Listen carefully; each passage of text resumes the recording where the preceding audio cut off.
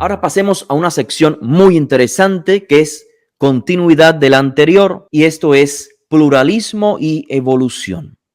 El pluralismo ha caracterizado la fe y la forma de vida del pueblo de Israel, o sea, lo que es tanto la teología como la halajá, como la forma de poner en práctica la teología. Las discrepancias dentro de los documentos bíblicos más tempranos dan fe o dan evidencia de diversas tradiciones que fueron preservadas. Los diferentes grupos que practicaban estas diferentes tradiciones reclamaban la misma legitimidad que otros grupos o afirmaban una piedad más auténtica y negaban la legitimidad de los demás. Es decir, existían estas dos perspectivas.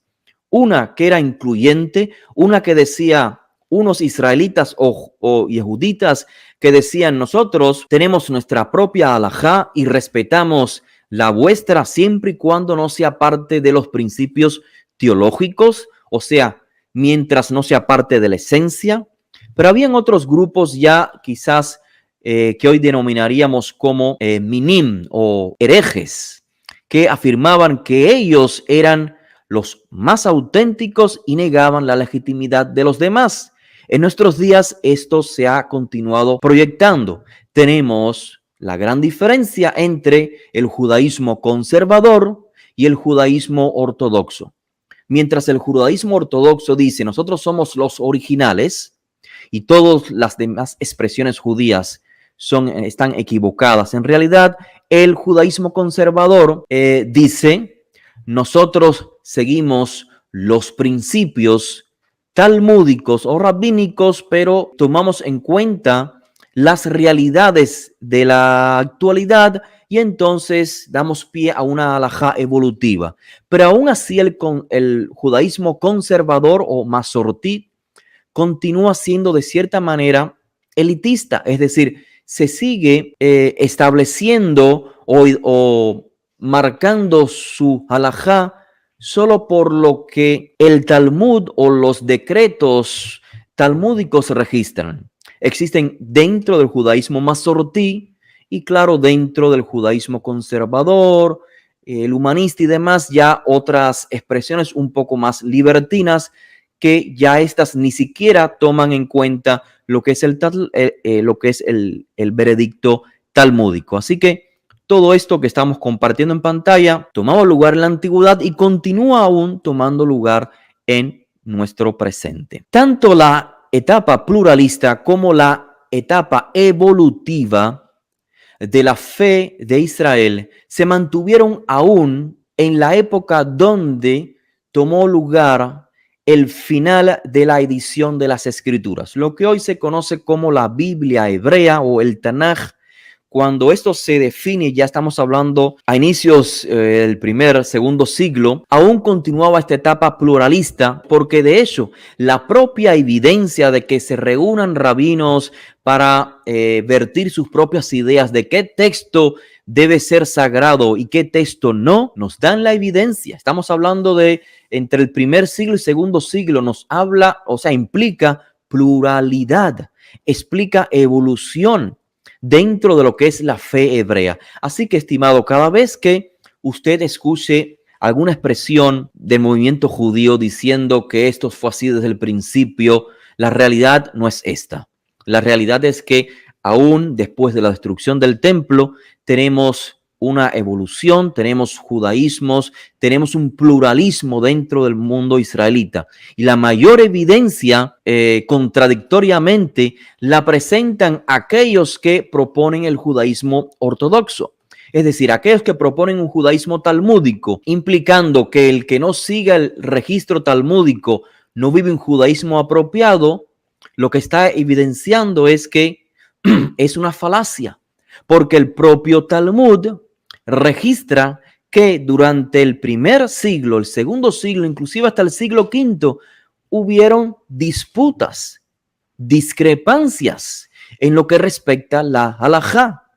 Así que el propio Talmud es la mayor evidencia de que el judaísmo pluralista ha existido a través de los años. Claro que cuando el judaísmo talmúdico tuvo más poder sociopolítico, el resto de las expresiones judías, digamos, mermaron, también es una realidad, y es por eso que muchos en nuestros días pues no tienen mayor conocimiento acerca de este pluralismo dentro del judaísmo, mucho más inclusive después del establecimiento de Medinat Israel, del Estado de Israel en nuestros días, el Estado secular del pueblo de Israel, el cual ha permitido que sea la expresión judaísmo ortodoxo quien establezca lo que es oficialmente para el Estado de Israel una vida